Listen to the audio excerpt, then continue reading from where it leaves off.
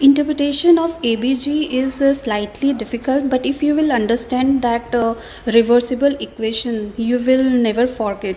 So if we remember that respiratory component is carbon dioxide and metabolic component is bicarbonate.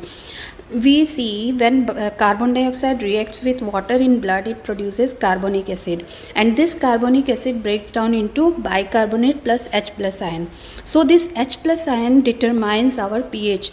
If it is high, then pH will be low. If it is low, then the pH will be high. High means it will cause alkalosis, and low means it will cause acidosis. Our normal pH is 7.35 to 7.45.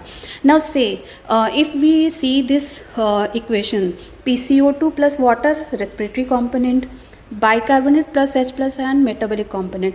Now if the PCO2 is high, more of carbonic acid will be produced and more of H plus ion.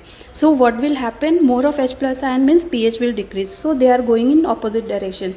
So if it is respiratory component and respiratory acidosis, they will go in opposite direction.